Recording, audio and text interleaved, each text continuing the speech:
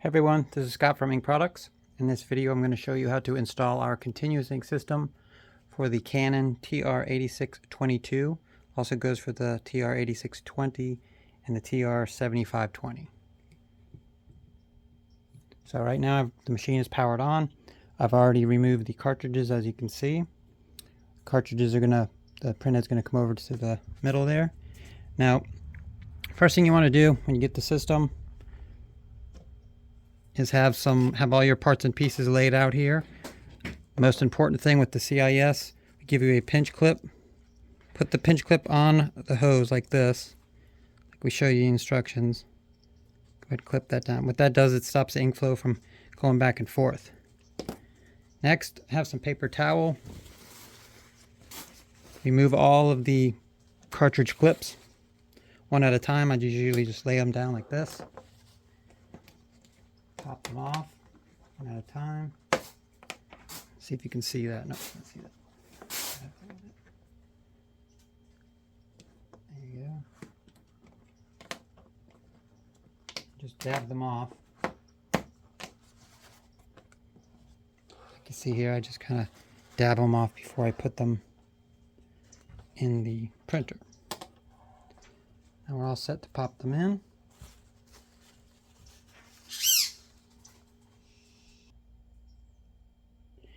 Okay, after you took the cartridge clips off, make sure you got your pinch clip on there.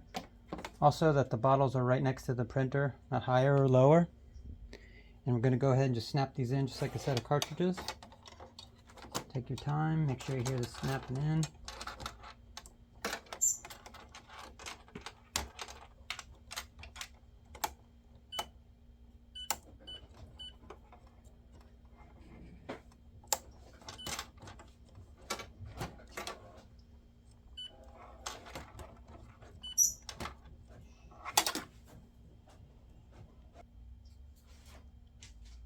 Now the cartridges are all snapped in. What you want to do now is you're going to pull the power on the machine. So you can either do it from the wall or back of the machine. Pull the power. That's what you want to do. What that's going to do is it's going to give us our hose travel. You can move the printhead back and forth freely without messing anything up. If you have it powered on, you try to do it, you're going to ruin all these little belts back in here and the timing belt back there. Okay, so now that's done. Just move this all the way to the right. Get it out of your way.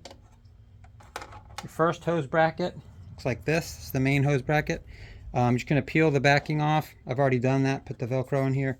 You're going to want to place it right here. I'm going to get the camera a little closer so you can see. I'm going to place that right down there like that. See if I can zoom in here.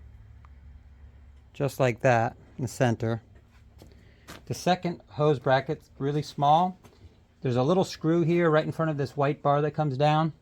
Just place it about right there, kind of like a little on an angle. What you're going to do is we're going to route the hose into the main hose bracket here. The second hose bracket, also you want to give yourself a little bit more room on that pinch clip. And give myself enough room there. There you go. So now it'll route just right off to the left, just like that, and out the side where the little notch is right here. It's not going to pinch anything. It's not going to bind or kink anything, so don't be concerned about that. The next couple of little pieces that you have, this is called the bypass switch. You need this. This is going to tell the printer that the lid is fully closed.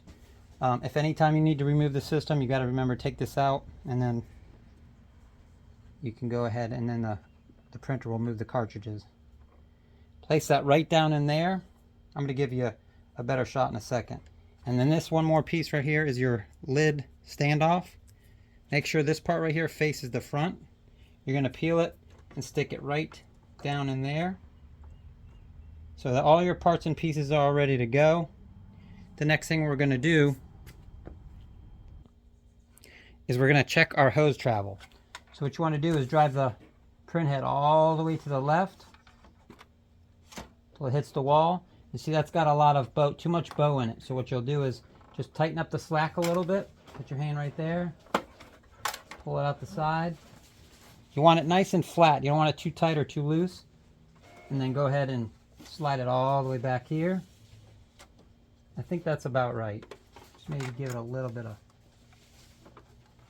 That looks just about right. Just with a little, probably about a 1-inch bow to the end there. Nice and flat across here. And that's it. That should be good hose travel. After that, you're going to go ahead and don't forget to unremove the pinch clip. And you can go ahead and open all of these air plugs here. Very important when you're running the machine. If you keep these in, you're going to starve the system. You're going to create a big problem for yourself. You're going to have to prime the system back up. So make sure that these are open at all times when you're printing. Okay, now we're going to go ahead and plug the printer back in.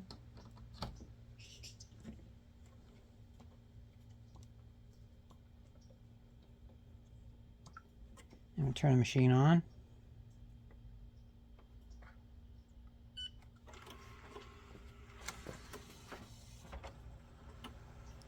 At this time you can kind of see, well, with this printer it'll probably stop, but you can see the hose travel a little bit. See, it goes back to the left, to the right. Just gives you a little idea of how the hose travel works. And like I said, this little red piece right here, your hose, I'm sorry, your bypass switch must be in.